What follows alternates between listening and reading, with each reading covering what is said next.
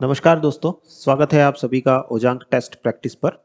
जैसा कि आप सभी जानते हैं, हमारे कुछ सेशंस जो है वो डेली हो रहे हैं, जिनमें कि हम डिस्कस कर रहे हैं कुछ क्वेश्चंस को। 5 क्वेश्चंस जो हैं वो डेली सेशन, हर सेशन में हम डिस्कस करते हैं, जिससे हम जानते हैं या सीखते हैं कि किसी क्वेश्चन को अटेम्प्ट करने के लिए, प्रीलिम्स में किसी क्वेश्चन को अटेम्प्ट करने के लिए हमारी क्या अप्रोच होनी चाहिए, क्या हम गलतियाँ करते हैं और उन्हें हम किस तरीके से सुधार सकते हैं। तो चलिए स्टार्ट करते हैं आज का सेशन।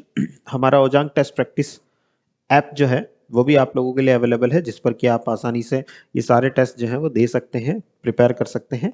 और हम सीखेंगे कि हम कैसे यूपीएससी प्रीलिम्स में 75% या उससे ज़्यादा स्कोर कर पाए। पर्टिकुलर जो आज का सेशन है हमारा वो डेडिकेटेड होगा ज्योग्राफी के लिए। पहला क्वेश्चन आप सभी लोगों की स्क्रीन पर है।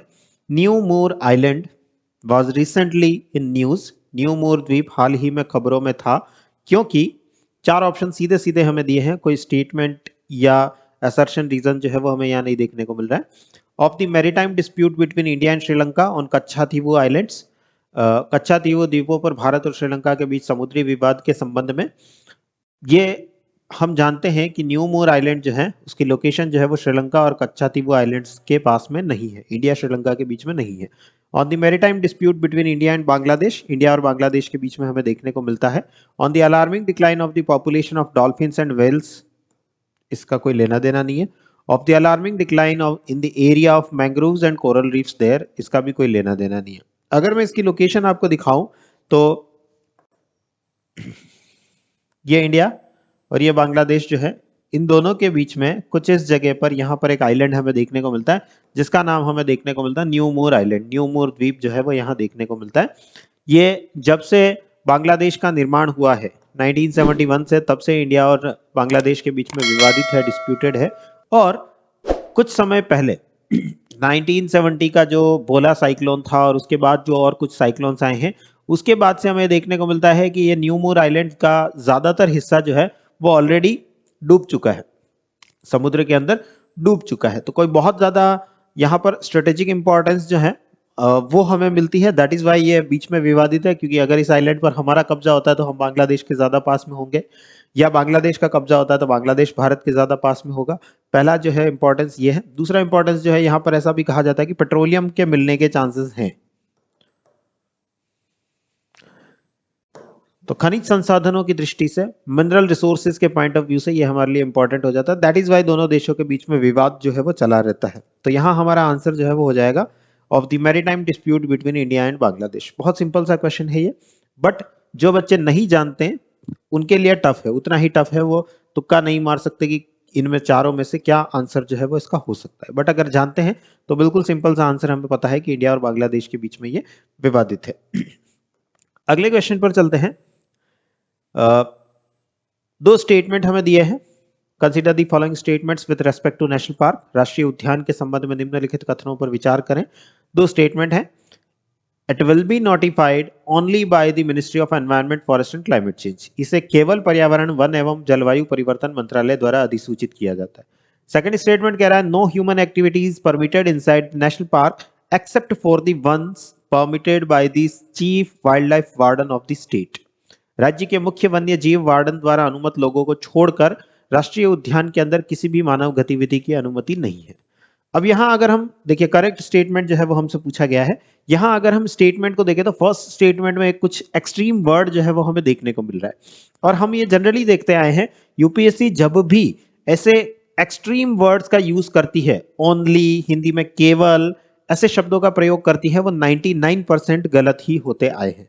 यहाँ पर भी ministry of environment, forest and climate change he national park को नोटिफाई कर सकती है, ऐसा ये स्टेटमेंट कह रहा है, जबकि ऐसा नहीं है। Ministry of environment, forest and climate change के अलावा स्टेट गवर्नमेंट्स जो हैं वो भी डिक्लेयर कर सकती हैं किसी नेशनल पार्क को, उसकी इंपॉर्टेंस को देखते हुए, वहां के फ्लोरा एंड फोना को देखते हुए, एंडेमिक नेचर को देखते हुए, एंडेमिक फ्लोरा एंड फोना को देखते हुए वहां पर डिक्लेयर किया जा सकता है। कंजर्वेशन के स्टेटस को देखते हुए वो डिक्लेयर कर सकते हैं। तो ऐसा स्टेटमेंट जनरली, ओनली वाले जो स्टेटमेंट्स होते हैं वो जनरली हमारे गलत ही होते देखे गए हैं। यहां पर भी ये स्टेटमेंट जो है वो इनकरेक्ट हमें देखने को मिलता है। तो अब देखिए, अगर आप एलिमिनेट करेंगे तो वन ऑप्शन तो जो है वो साफ ही हो गया, तो दो ऑप्शन आपके सामने से हट गए हैं। अब सिर्फ हमें दूसरे को देखने को रहा कि दूसरा सही है तो ये आंसर हो जाएगा, दूसरा गलत है तो ये आंसर हो जाएगा। सेकंड स्टेटमेंट की अगर हम बात करें तो no human activity is permitted inside the national park. कोई भी ह्यूमन एक्टिविटी, कोई भी मानव गतिविधि की अनुमति जो है वो हमें देखने को नहीं मिलती है। बिल्कुल सही बात है, except for the ones permitted by the chief wild life warden of the state. राज्य के मुख्य वन्य जीव वार्डन द्वारा अनुमत लोगों को छोड़कर। ये भी बात बिल्कुल सही है। तो ये सेकंड स्टेटमेंट हमारा करेक्ट निकल करके आता है कि हाँ, नेशनल पार्क के अंदर जो है वो ह्यूमन एक्टिविटीज अलाउड नहीं होती हैं। चीफ वार्डन से पूछ करके कुछ परमिशंस जो है वो ली जा सकती है, जैसे कि रिसर्च का काम हो गया, ऐसा कोई काम है तो वो अनुमति जो है, वो परमिशन जो है वो जरूर यहां पर मिल सकती है। तो आंसर यहां पर हमारा निकल करके आ जाता B, that is 2 only. Next question, the Himalayan mountains are tectonic in origin, dissected by fast flowing rivers which are in their youthful stage. Which of the following features made by rivers can be seen there? Himalaya पर्वत मूल रूप से विवर्तनिक हैं, जो तेजी से बहने वाली नदियों द्वारा विच्छेदित हैं, जो अपनी युवा अवस्था में हैं। नदियों द्वारा बनाई गई निम्नलिखित में से कौन सी विशेषता वहां देखी जा सकती है? 4 विशेषताएं हमें दी हैं, gorges, V shaped valleys, V आकार की घाटियां, रैपिड्स, क्षिप्रिकाएं और वाटरफॉल्स, जलप्रपात। हमें यह देखना है कि हिमालयन रिवर्स जो है, हिमालय से निकलने वाली जो नदियां हैं, हिमालयी नदियां जिन्हें हम कहते हैं, वो इनमें से क्या बनाती होंगी? गॉर्जेस बनाती है। हम देखते हैं इंडस रिवर जो है वो वर्ल्ड का सबसे डीपेस्ट गॉर्ज जो है वो बनाती हुई दिखाई देती है।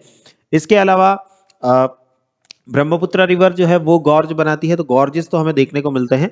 वी शेप्ड वैलीज, वी आकार की घाटियां बिल्कुल देखने को मिलती है हिमालयन रिवर्स की, जिनकी भी बात करें हम, गंगा की बात करें, यमुना की बात करें, सारी जहां माउंटेनियस रीजन में फ्लो कर रही है वहां पर वी शेप्ड वैलीज बनाती दिखती है हमें।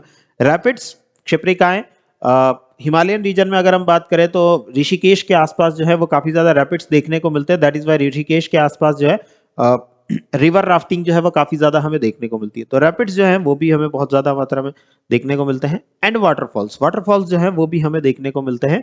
जैसे अगर मैं बात करूं तो कैंपटी वाटरफॉल जो है वो काफी ज्यादा फेमस है उत्तराखंड का।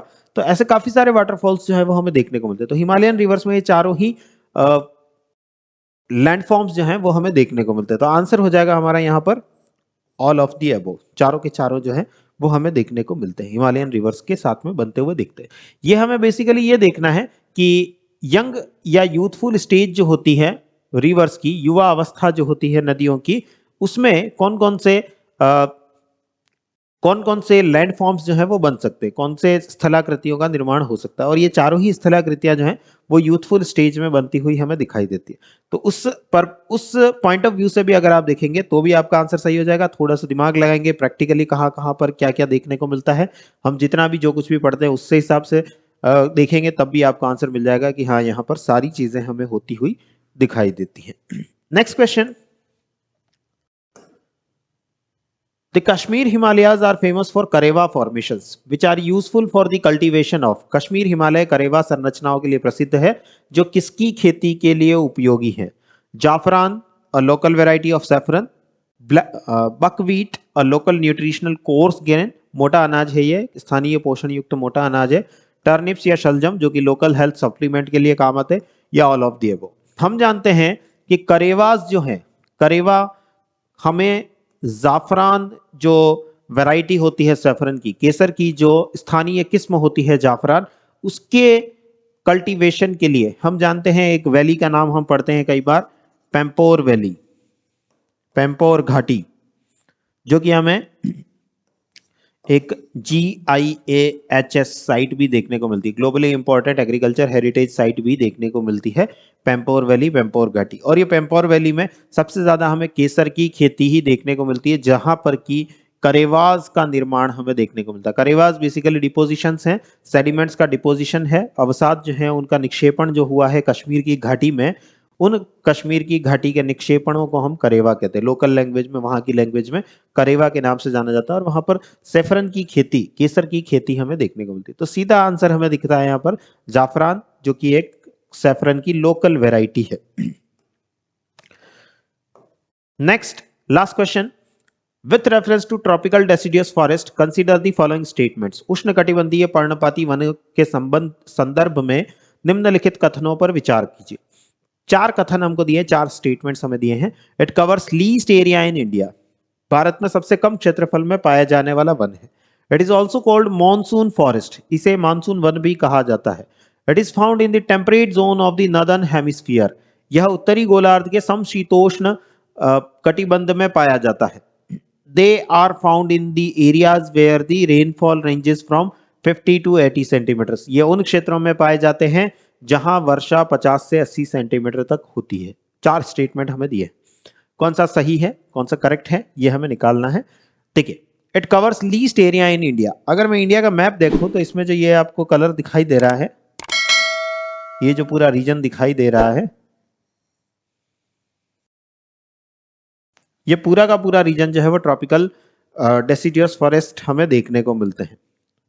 पतझड़ वन, उष्णकटिबंधीय पतझड़ वन जो है वो हमें देखने को मिलता है। तो इंडिया में लीस्ट फॉरेस्ट तो नहीं है, सबसे ज्यादा फैला हुआ हमें ये दिखाई दे रहा है, तो ये स्टेटमेंट तो हमारा इनकरेक्ट हो जाता है। भारत में बहुत ज्यादा फैला हुआ है, ये बहुत कम नहीं फैला हुआ। तो अगर आप एलिमिनेशन मेथड लगाएंगे तो दो ऑप्शन आपके सामने से वैसे ही साफ हो जाते हैं, सिर्फ एक स्टेटमेंट पता होने की वजह से। Next, it is also called monsoon forest, बिल्कुल सही बात है। भारत में जो मानसून वन होते हैं वही हमारे पतझड़ या पर्णपाती वन भी होते हैं, उष्णकटिबंधीय पर्णपाती वन भी होते हैं। It is found in the temperate zone of the northern hemisphere, northern hemisphere के उत्तरी गोलार्ध के शीतोष्ण कटिबंध वाले क्षेत्र में पाए जाते हैं। ये बात भी बिल्कुल सही है, नॉर्दर्न हेमिस्फीयर के टेम्परेट जोन में ही हमें ये ज्यादातर देखने को मिलते हैं। And they are found in those areas where the rainfall ranges from 50 to 80 centimetres, ये उन क्षेत्रों में पाए जाते हैं जहां वर्षा 50 से 80 सेंटीमीटर होती है। 50 से 70 सेंटीमीटर में हमें ग्रासलैंड्स मिलते हैं और 70 से 200 सेंटीमीटर का जो जोन होता है दैट इज डेसिडियस फॉरेस्ट। पतझड़ वन जो है वो 70 से 200 सेंटीमीटर वाले रीजन में हमें देखने को मिलते हैं। यहाँ ये कह रहा है 50 से 80 सेंटीमीटर, बिल्कुल गलत बात कह रहा है, तो ये स्टेटमेंट हमारा इनकरेक्ट हो जाता है। अगर हमें फर्स्ट और फोर्थ भी पता है तो अगर आप इन दोनों को एलिमिनेट करें, फर्स्ट हमने एलिमिनेट कर दिया ऑलरेडी, तो दो ऑप्शन हमारे साफ हो गए। फोर्थ को भी अगर आप एलिमिनेट करें तो भी हमारा एक ऑप्शन और साफ हो जाता है। अब हमारे पास अल्टीमेटली एक ही ऑप्शन बचता है, that is 2 and 3। Second and third statement जो है वो हमारा सही हो जाता है। अगर आपको फर्स्ट और फोर्थ पता है तो बाकी एलिमिनेशन मेथड से ही काम हो जाएगा। सेकंड और थर्ड नहीं भी पता तब भी आपका काम हो जाएगा, आंसर जो है वो आपके सामने निकल करके आ जाएगा। ठीक है, तो ये हमारे कुछ क्वेश्चंस थे जो कि जिनको कि क्या तरीका हो सकता है, आसान क्या तरीका हो सकता है जिससे कि हम गलती ना करें, अटेम्प्ट कर लें अच्छे से। कहीं हमें स्टेटमेंट्स में कंफ्यूजन है, जैसे कि अभी लास्ट क्वेश्चन जो मैंने अभी आपको दिखाया, कहीं हमें स्टेटमेंट्स में कंफ्यूजन है, इसमें कंफ्यूजन है, इसमें कंफ्यूजन है, बट अगर हम क्लियर हैं फर्स्ट और फोर्थ में तो आंसर हमारे सामने निकल करके ऑटोमेटिकली आ जाता है। ठीक है, इस तरीके से आंसर्स जो हैं वो हम निकाल सकते हैं, ये एक तरीका हो जाता है हमारा आंसर तक पहुंचने का। और भी अगर आप ऐसे ही कोर्सेज जो हैं वो ज्वाइन करना चाहते हैं तो हमारी करंट अफेयर्स की टेस्ट सीरीज अवेलेबल है ओनली 500 रुपीज में। 1500 क्वेश्चंस के साथ में आप प्रीलिम्स का पूरा निचोड़ जो है वो आप देख लेंगे, पूरे पिछले एक साल का करंट अफेयर्स का पूरा निचोड़ जो है वो आपको अवेलेबल हो जाएगा। आप इसे ज्वाइन करना चाहते हैं कर सकते हैं। अगर आप एनसीईआरटी की टेस्ट सीरीज जो है वो ज्वाइन करना चाहते हैं तो 1000 से भी ज्यादा क्वेश्चंस जो हैं वो आप लोगों के लिए अवेलेबल है मात्र 500 रुपीज में। ओनली 500 रुपीज में ये क्वेश्चंस आप लोगों के लिए अवेलेबल है। आप चाहें तो इसे ज्वाइन कर सकते हैं और प्रीलिम्स को सिक्योर कर सकते हैं। प्रीलिम्स के जितने ज्यादा क्वेश्चंस आप करेंगे उतना ज्यादा आप लोगों के लिए हेल्पफुल होगा, जितना ज्यादा हम प्रैक्टिस करते हैं उतना ही हमारे लिए ज्यादा सहायक होता है प्रीलिम्स को क्रैक करने में। तो चलिए आज के सेशन को यहीं एंड करेंगे, मिलेंगे अगले सेशन में कुछ ऐसे ही क्वेश्चंस के साथ में, और आप लोगों को और कुछ तरीके जो हैं और कुछ मेथड्स जो है वो बताएंगे जिसमें कि हम देखेंगे कि इन क्वेश्चंस को कैसे अटेम्प्ट किया जा सकता है, इन क्वेश्चंस को कैसे क्रैक किया जा सकता है। थैंक यू बच्चों, थैंक यू एवरीवन।